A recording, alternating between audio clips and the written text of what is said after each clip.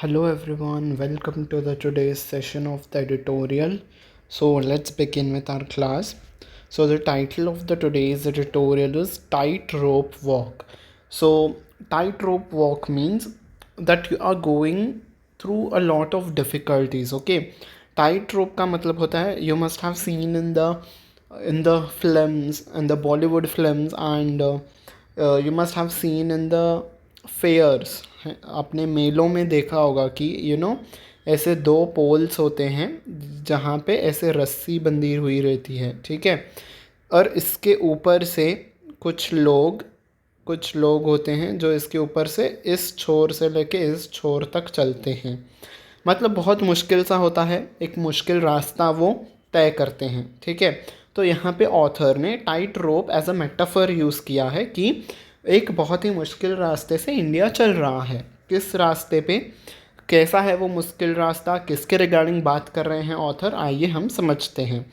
On the India and Japan relationship, मतलब India और Japan के बीच बहुत ही मुश्किलें चल रही हैं। इंडिया बहुत मुश्किल से सब कुछ मेंटेन करके चल रहा है। And challenges from Jio political issues, और जियो पॉलिटिकल इशूज़ भी इंडिया को बहुत ही परेशान कर रहे हैं, ठीक है।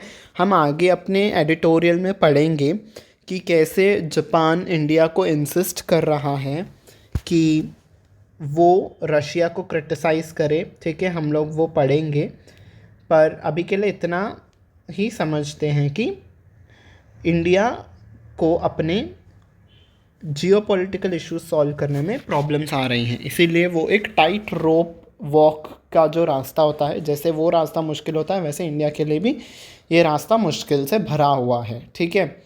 India can not afford any shift in its balancing act on Jio political issues. तो इंडिया अब जैसे बैलेंस करके सभी चीज़ों को चल रहा है, जियो पॉलिटिकलीज अपने कंट्री से हट के, मतलब दूसरे कंट्रीज़ के साथ जो भी इश्यूज़ चल रहे हैं इंडिया के, ठीक है। जैसे कि हम देख सकते हैं चाइना पे हमारा LAC पे इश्यूज़ चल रहे हैं, ठीक है। चाइना के साथ LAC पे इश्यूज़ हैं, ठीक है।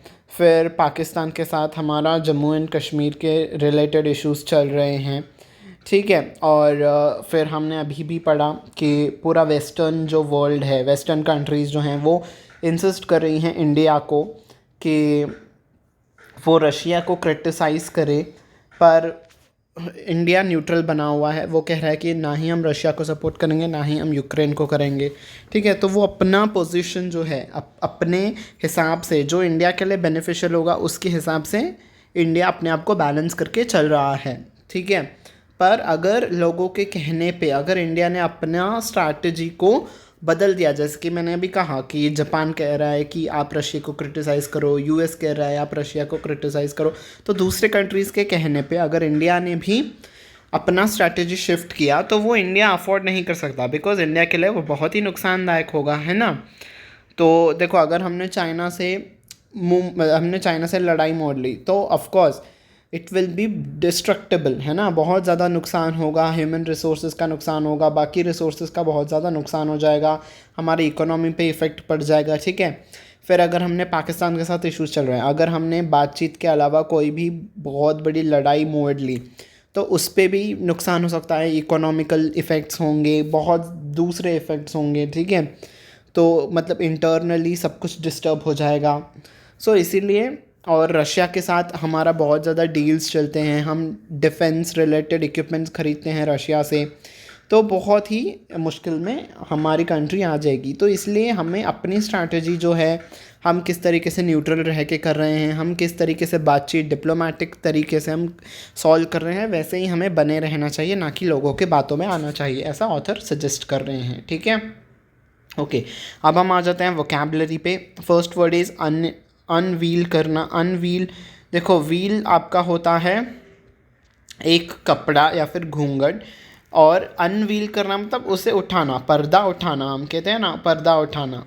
तो उद्घाटन करना किसी भी चीज़ का इज़ अनवील करना, ठीक है। अनावरण करना इज़ अनवील करना, ठीक है।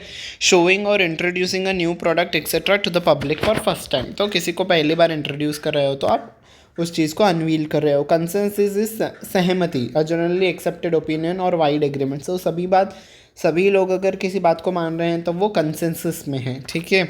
Next is indispensable. Indispensable is extremely important, जो कि बहुत ही ज़्यादा इम्पॉर्टेंट है, और because without it something can not exist और बी मेड सक्सेसफुल। तो इसके बिना बहुत ही मुश्किल हो जाएगा। कोई भी चीज़ अगर इंडिस्पेंसिबल है तो उसके बिना हम वो कार्य संपन्न नहीं कर सकते हैं, ठीक है। सिंक्रनाइजिंग करने का मतलब होता है तालमेल बनाना, ठीक है। Causing something to happen in a way planned way at exact times, ठीक है, मतलब एक साथ तालमेल करके चलना है, सिंक्रनाइज करके चलना। रेटिसेंट करने का मतलब होता है अल्पभाषी, जो कि बहुत कम बोलता है। Unwilling to speak about your thoughts और फीलिंग्स, ठीक है, आप बहुत एक्सप्रेस नहीं करते हो चीज़ों को, तो आप रेटिसेंट हो, ठीक है। बिहेस्ट का मतलब होता है आदेश, ठीक है। तो बिकॉज वन हैज़ आस्क्ड और ordered you to do something, तो किसी के कहने पर अगर आप कुछ कर रहे हो तो आप उनके बिहेस्ट पे कर रहे हो, ठीक है। नेक्स्ट वर्ड है फेनेटिसिज्म। फेनेटिसिज्म का मतलब होता है कट्टरता, ठीक है, मतलब बहुत ही एक्सट्रीमली आप किसी एक विचारधारा को लेके चल रहे हो, बहुत ही कट्टर हो, ठीक है। हम कहते हैं ना भाई ये तो बहुत ही कट्टर आदर्शवादी है, तो मतलब वो फेनेटिसिज्म है, ठीक है। Extreme believes that may lead to unreasonable और वायलेंट बिहेवियर, जिसके वजह से आप वायलेंस करने पे आ जाते हो, तो वो आपका हो जाता है फेनेटिसिज्म, ठीक है। डॉन्टिंग, इफ़ अगर कोई भी चीज़ डॉन्टिंग है तो वो हतोत्साही है आपके लिए, वो आपको डीमोटिवेट कर रही है, वो आपको making somebody feel nervous and less confident, वो आपको लेस कॉन्फिडेंट फील करवा रही है, मतलब अनईज सा आपको फील करवा रही है, डॉन्टिंग, ठीक है। पल्वराइज करने का मतलब होता है डिफीटेड और डिस्ट्रॉयड समबडी और समथिंग कम्प्लीटली, नष्ट कर देना, पूरे तरीके से चूर चूर कर देना इस पल्वराइज करना, पूरी तरीके से नष्ट कर देना इस पल्वराइज करना, ठीक है। ओके। स्टैग्नेशन का मतलब होता है, देखो स्टैग्नेंट वाटर हम कहते हैं ना, मतलब एक ही जगह पे रुका हुआ वाटर। तो स्टैग्नेशन का मतलब होता है situation in it something stage the same and does not grow and develop, तो कोई भी चीज़ आगे नहीं बढ़ रही है, मतलब वैसे की वैसे ही हालात बने हुए हैं, ठीक है, तो हम उसे स्टैग्नेशन कहते हैं। उसका एक सिनोनिम होता है स्टेलमेट, ठीक है। अगर कोई भी चीज़ स्टेलमेट पोजीशन पे है मतलब वो आगे नहीं बढ़ रही है, उसका कोई भी डेवलपमेंट नहीं हो रहा है, ठीक है। ओके, सो अब हम आ जाते हैं अपने आर्टिकल के ओर, ठीक है। सिंस 2006, तो 2006 से the prime ministers of India, जो भी प्राइम मिनिस्टर्स बने हैं इंडिया के और जो जापान के प्राइम मिनिस्टर्स बने हैं, have exchanged visits for their annual summit. जो भी उनके उनके देशों में एनुअल समिट होता है तो वहाँ पे प्रधानमंत्री जी आ जाते हैं। अगर जापान में कोई एनुअल समिट होता है तो इंडिया के प्राइम मिनिस्टर आ जाते हैं उनके बुलावे पे। अगर इंडिया में कोई एनुअल समिट होता है तो हम जापान के प्राइम मिनिस्टर को इनवाइट करते हैं। तो 2006 से ये सिलसिला चल रहा है। A meeting that has steered the course करने का मतलब है डायरेक्शन देना। तो ये इस मीटिंग ने, इस एनुअल समिट ने हमें एक दिशा दी है ऑफ दिस बाईलैटरल रिलेशनशिप। देखो बाय किसी भी चीज़ अगर हम जब भी बाय यूज़ का वर्ड इसका रेफ़र करते हैं, बाय वर्ड को रेफ़र करते हैं, उसका मतलब है दो, ठीक है। तो दो देशों के बीच में, बाईलैटरलीज दो देशों के बीच में ये जो रिलेशनशिप है इसे एक दिशा दी है इस एनुअल समिट ने, ठीक है। However it was not the India Japan special strategic and global partnership. तो ये किस लिए इस बार पीएम जो आए हैं इंडिया में, जापान के पीएम आए हैं, किस लिए आए हैं, वो ये रीज़न नहीं है, इस स्पेशल स्ट्रेटेजिक और ग्लोबल पार्टनरशिप इंडिया के साथ बनाने के लिए नहीं आए हैं। That was at the heart of Japan prime minister Fumio Kishida's mission during his quick official visit to Delhi this week, ठीक है। तो ये बात नहीं है, पर असली बात क्या है, हिज फोकस वॉज ऑन, उनका फोकस किस चीज़ पे था, 2 एरियाज़ पे था। कौन सी हैं वो 2 areas, coordinating the G7 and G20 agendas, ठीक है। तो जैसे कि हम जानते हैं कि इंडिया अब G20 का प्रेसिडेंट बना है और G7 का प्रेसिडेंट अब जापान है, ठीक है। तो इनके जो एजेंडाज हैं उस पर काम करने के लिए, उस बातचीत को आगे बढ़ाने के लिए जापान के पीएम आए हैं। कौन से है वो बात, कौन से हैं वो agendas, on the food and energy security issues, ठीक है। तो फूड के रिलेटेड जो भी आए हैं इश्यूज़, देखो हम मतलब यूक्रेन से हमें सनफ्लावर ऑयल आता था कई सारे देशों को यूक्रेन एक्सपोर्ट करता था, तो उस पर क्राइसिस आ गए हैं। ऑयल देखो, खाने के लिए ऑयल नहीं आएगा तो खाना कैसे बनेगा, ऑफ कोर्स प्राइसेस बढ़ जाएंगी, ठीक है। फिर एनर्जी इश्यूज इज़ देखो, फिर अब आ जाते हैं हम फिर रशिया पे। रशिया नेचुरल गैस एक्सपोर्ट करता था कई सारे देशों को। जब रशिया के ऊपर सैंक्शंस लग गए तो रशिया ने भी वो एक्सपोर्ट करना बंद कर दिया। तो जब एक्सपोर्ट करना बंद कर दिया तो वेस्टर्न कंट्रीज़ में एनर्जी क्राइसिस आ गए। उनके वहाँ पे इलेक्ट्रिसिटी बनना महंगी हो गई, कम बनना, वहाँ पे इलेक्ट्रिसिटी बहुत ही कम बनने लगी, इलेक्ट्रिसिटी का प्रोडक्शन कम हो गया, तो इसीलिए एनर्जी क्राइसिस भी आ गए। तो ऐसे इश्यूज़ के साथ arising mainly from Ukraine conflict, Ukraine Russia का जो भी इशू हुआ है उससे जो अराइज हुए हैं इश्यूज़, उस पर फोकस करके उस पर बातचीत करने पीएम आए थे जापान के, ठीक है। और किस चीज़ के लिए आए थे, एज वेल एज मतलब इस चीज़ के लिए तो आए ही थे, और किस चीज़ के लिए आए थे, अनवीलिंग इज़ अनावरण करने के लिए। किस चीज़ का अनावरण करने के लिए आए थे, जापान का जो 75 बिलियन प्लान था for free and open Indo Pacific, ठीक है। ये जापान का एक प्लान है कि वो free and open Indo Pacific, ठीक है। इंडो पैसिफिक मतलब जो हमारा रीजन है, साउथ एशियन जो कंट्रीज़ हैं उसके साथ हम फ्री ट्रेड करें, ठीक है। ना ही आप हमारे माल के ऊपर, जो भी हम आपको गुड्स एक्सपोर्ट करेंगे, आप उस पर ड्यूटी मत लगाओ। आप जो हमारे देश पे गुड्स बेचोगे, आप जो अपने देश से एक्सपोर्ट करोगे ना, हम उसके लिए भी ड्यूटीज़ नहीं लगाएंगे, ठीक है। आप हमारे लिए फैसिलिटीज़ दो, हम आपके लिए फैसिलिटीज़ प्रोवाइड करेंगे। तो इस सब चीज़ों के लिए पीएम आए थे जापान के, ठीक है, to work with countries in the region on avoiding debt traps, ठीक है। तो ताकि ज़्यादा कंट्रीज़ डेट ट्रैप्स में ना उलझी रहें, जो साउथ एशियन कंट्रीज़ हैं। इंफ्रास्ट्रक्चर को बिल्ड कर रहे हैं, इंफ्रास्ट्रक्चर बिल्ड करना इज़ रोड्स, रेलवेज़ का डेवलप करना, रोड्स का डेवलप करना, टेक्नोलॉजी में इन्वेस्टमेंट करना, ठीक है, बाकी सारा कुछ रोड्स, ठीक है, यही सब कुछ इंफ्रास्ट्रक्चर जैसे टेलीकम्युनिकेशन हो गया, उन सब एरियाज़ को डेवलप करना, ठीक है। तो वो बढ़ाने के लिए आए थे। एनहांसिंग इज़ किसी भी चीज़ को एनहांस करना इज़ बढ़ाना। तो क्या चीज़ बढ़ानी है, maritime and air security. Maritime is जो आपका समुद्र के द्वारा जो आपका ट्रेड होता है, तो उसमें सिक्योरिटी बढ़ाना है। और एयर सिक्योरिटीज़ जो आपका एयर से जो भी ट्रेड होता है, ठीक है, जो आप एयर से मान कि एरोप्लेन से आप जो भी एक कंट्री से दूसरे कंट्री को आप ट्रांसपोर्ट करते हो गुड्स को, वहाँ पे आपको एक दूसरे को फैसिलिटीज़ देना है, सिक्योरली ट्रांसफ़र करने हैं गुड्स को। तो इन सब मुद्दों पे बात करने आए थे जापान के पीएम, ठीक है। तो जापान का पीएम इस मुद्दे पे नहीं था ग्लोबल इंडिया के साथ हमारी ग्लोबल पार्टनरशिप कैसी हो, बल्कि उनका तो ये मुद्दा था कि हम जो बिगर इश्यूज़ हैं जो कि पूरे विश्व को इफ़ेक्ट कर रहे हैं, जैसे यूक्रेन रशिया कॉन्फ्लिक्ट हो गया, जैसे इंफ्रास्ट्रक्चर डेवलप करना, एनहांसिंग मैरीटाइम और एयर, तो ऐसे बड़े बड़े मुद्दों पे बात करने आए थे। बिकॉज जापान भी अब G7 का प्रेसिडेंट है, ठीक है।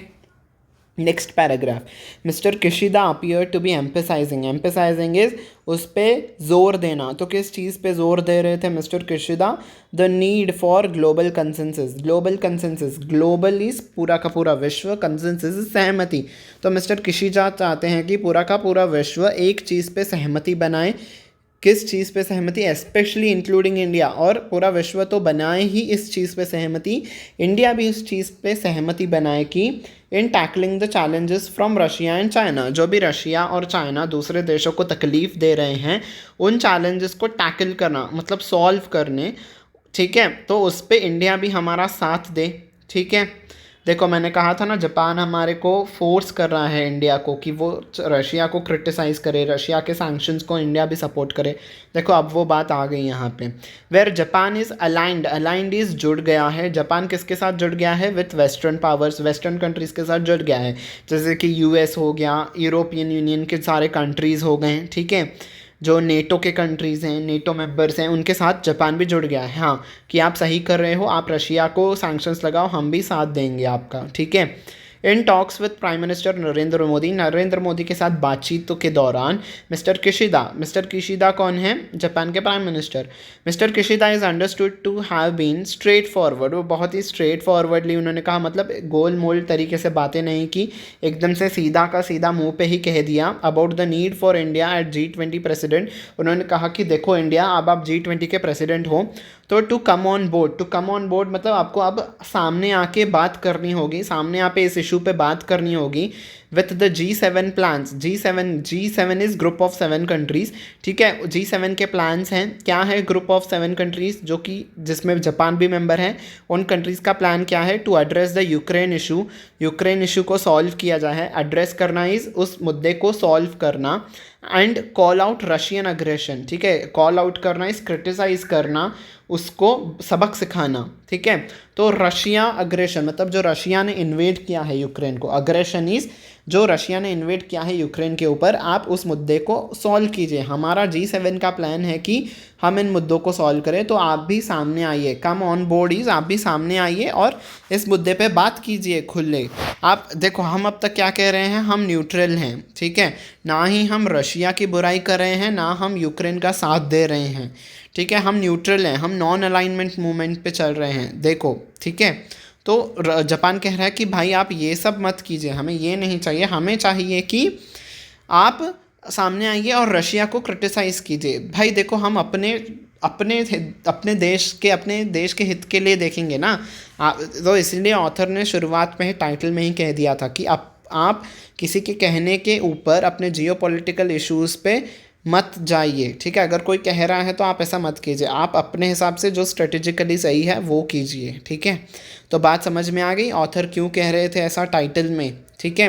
While he did not name the China directly, China को सीधे सीधे मेंशन ना करते हुए उन्होंने कहा कि it is clear that Chinese actions in its neighbourhood have left Japan concern. तो चाइना जिस तरीके से अपने नेबरहुड में जो भी चीज़ें कर रहा है, जैसे कि चाइना का LAC के ऊपर क्लेम करना, लाइन ऑफ कंट्रोल पे इंडिया के साथ डिस्प्यूट करना, फिर वो ताइवान में भी बहुत सारी गतिविधियां कर रहा है, ठीक है। आए दिन ड्रोन्स भेज देता है, फाइटर जेट्स भेज देता है, तो वो जो भी ऐसी सब हरकतें कर रहा है ना, उससे जापान बहुत ही चिंतित है, ठीक है। एंड हिज FOIP, देखो FOIP हमने पढ़ा था ना, free and open Indo Pacific, जो ये जापान का मिशन है ना, जो ये जापान का मिशन है FOIP इंक्लूड्स इस प्लान में। तो वो कह रहा है हम चिंतित हैं और हमारे इस प्लान को सक्सेस करने के लिए इंडिया एक indispensable partner, indispensable is important, जिसके सिवा वो काम सक्सेसफुल ना हो। तो हम चाहते हैं कि हमारा ये जो free and open Indo Pacific plan है ना, तो इस पर आप भी हमारा साथ दीजिए, बिकॉज आपके बिना हम ये नहीं कंप्लीट कर पाएंगे, ठीक है। The timing of his visit was also pointed, तो जब वो आए थे इंडिया में वो भी पॉइंट करने लायक था। किस वक्त वो आए थे? कोइंसाइडिंग इज साथ साथ, वैसे तो कोइंसाइड करने का होता है मिल जाना, पर यहाँ पे मीनिंग आ रहा है साथ साथ। तो जब PM किशिदा, जापान के PM इंडिया आए, उसी समय Chinese president Xi Jinping Moscow गए थे, मतलब वो रशिया गए थे। मॉस्को कहाँ पे? मॉस्को क्या है? रशिया का कैपिटल है। तो जिस वक्त जापान के PM इंडिया आए थे, उस वक्त चाइना के प्रेसिडेंट जिनपिंग कहाँ गए थे? रशिया गए थे, ठीक है। And mister Xi meet with Russian president Vladimir Putin in a show of strength on Tuesday. तो जी जो हैं चाइना के प्रेसिडेंट, वो रशिया के प्रेसिडेंट व्लादिमिर पुतिन से मिले और उन्होंने, दोनों देशों ने अपनी स्ट्रेंथ दिखाई कि वो कौन सी सब चीज़ें अचीव की हैं उन्होंने, और वो क्या नहीं कर सकते हैं, ठीक है। उन्होंने अपनी मिलिट्री स्ट्रेंथ दिखाई, उन्होंने अपना इकोनॉमिक स्ट्रेंथ मीडिया के सामने रखा, ठीक है। तभी क्या हुआ, मिस्टर किशिदा इंडिया में अपनी सारे की सारी प्रोग्राम्स को ख़त्म करके वो फ्ल्यू टू, मतलब कहाँ चले गए? वो कीव चले गए। अब कीव क्या है? कीव यूक्रेन का कैपिटल है, और वो यूक्रेन पहुंच गए और यूक्रेन प्रेसिडेंट व्लादिमीर ज़ेलेंस्की को सपोर्ट कर रहे हैं, उन्हें दिलासा देने वो वहाँ पे चले गए।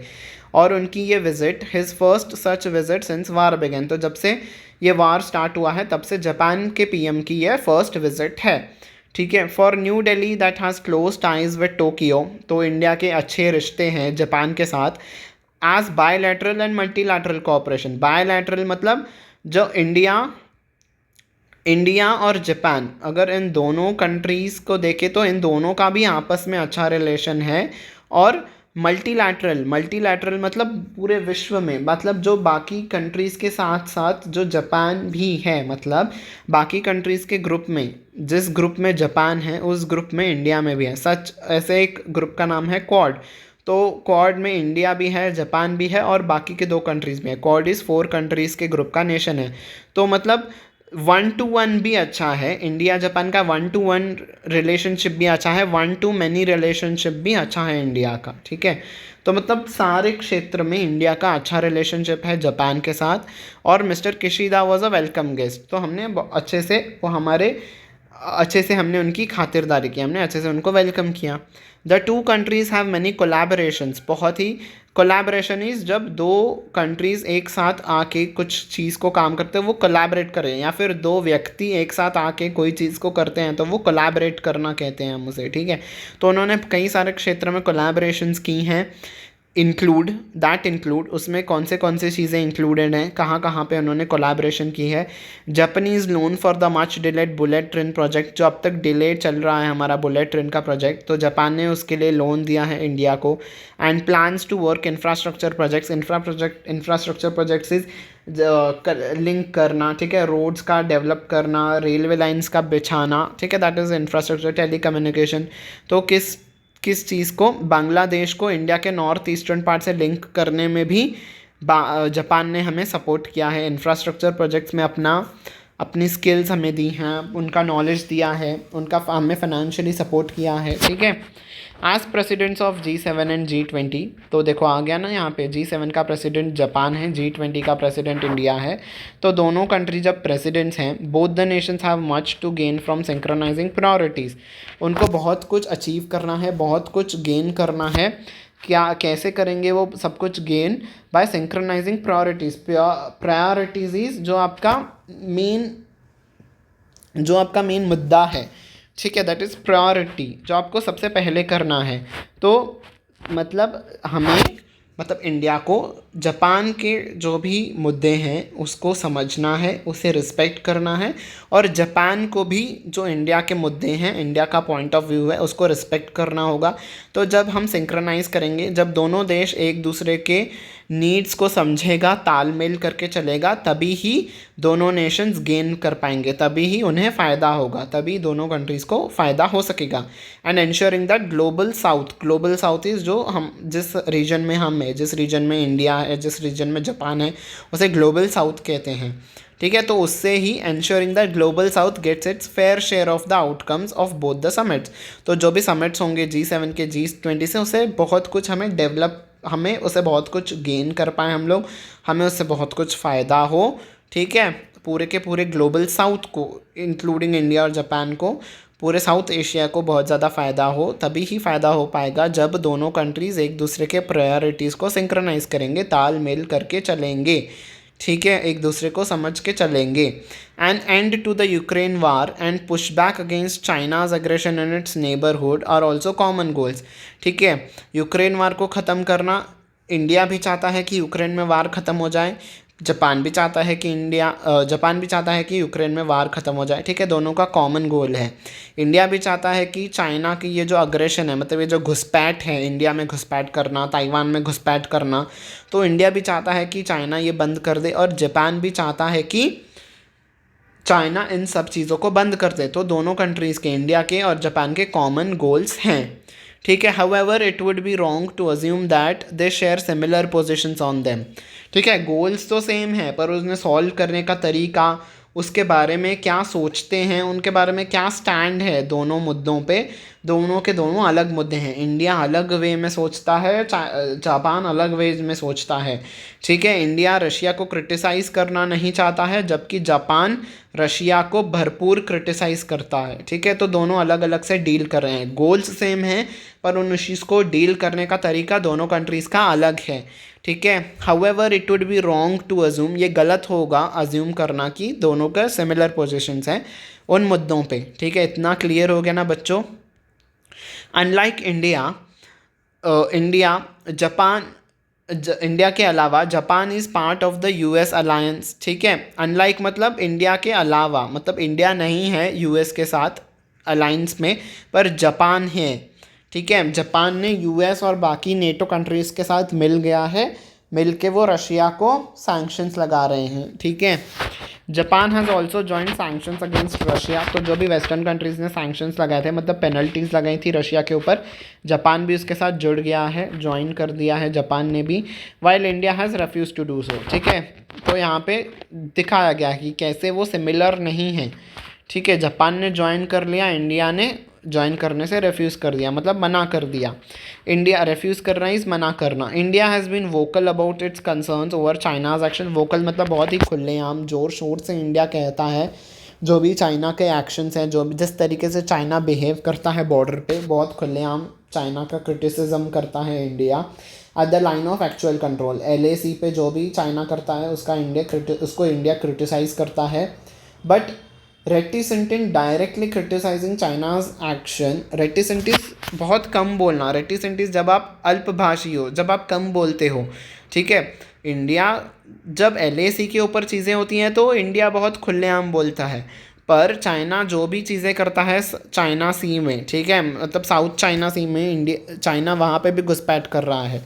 उस पूरे के पूरे सी पे चाइना अपना कब्ज़ा जमाना चाहता है, तो उसके ऊपर हो गया। और ताइवान में जैसे वो घुसपैठ करता है, उन चीज़ों पे इंडिया कम बोलता है, रेटिसेंट है, बहुत ही अल्पभाषी है, उन मुद्दों पे ज़्यादा इंडिया नहीं बोलता है। ठीक है, mister Modi set to visit Hiroshima. Hiroshima Japan का एक शहर है, आपको पता होगा ना, हिरोशिमा नागासाकी पे US ने न्यूक्लियर बॉम्ब्स छोड़े थे, याद है ना। तो मिस्टर मोदी उसी शहर में जाने वाले हैं as a special G7 invitee. In May में मिस्टर मोदी को इन्वाइट किया गया है G7 के अंडर, एक स्पेशल इन्वाइटी के तौर पे जाएंगे। And later host mister Xi and mister Putin at the summit of Shanghai corporation organisation. Host करना मतलब अपने देश में बुलाना।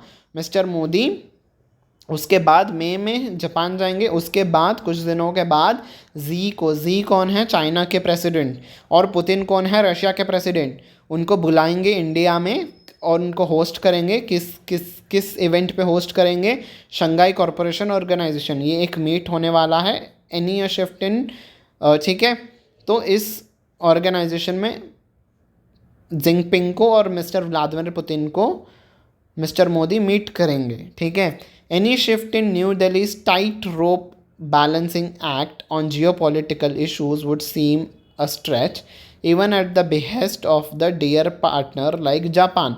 तो ये जो बैलेंस करके चल रहा है ना, ये जो इंडिया के लिए मुश्किल सा समय है, जिस तरीके से टाइट रोप पे, मतलब मुश्किल कदम पे, मुश्किल रास्ते पे जैसे इंडिया बढ़ रहा है ना, ये इस पे अगर कोई इंडिया चेंज लाता है, इस जियोपॉलिटिकल इश्यूज़ पे अगर कोई यानी शिफ्ट मतलब कोई दूसरा रास्ता अपनाता है, ठीक है, तो वो बहुत ही मुश्किलदायक होगा इंडिया के लिए। इवन एट द बिहेस्ट मतलब आदेश पे, और एक तरीके से ऑर्डर देना, पर यहाँ पे मतलब क्या आ रहा है, इवन जब आपको जापान, आपका डियर पार्टनर, जिसके साथ आपका प्रिय पार्टनर है, जिसके साथ आपके इतने रिलेशंस हैं, चाहे वो ही क्यों ना कह दे, अगर उसके कहने पे भी, चाहे वो इतना कि आपका इतना डियर पार्टनर है ना, फिर भी आप उसकी बात मत मानो। आप अपने स्ट्रेटेजिकली सोचो, आपके लिए जो बेस्ट है, जो सही है, आप वो कीजिए। ठीक है, तो लास्ट में ऑथर ने सजेशन दिया है।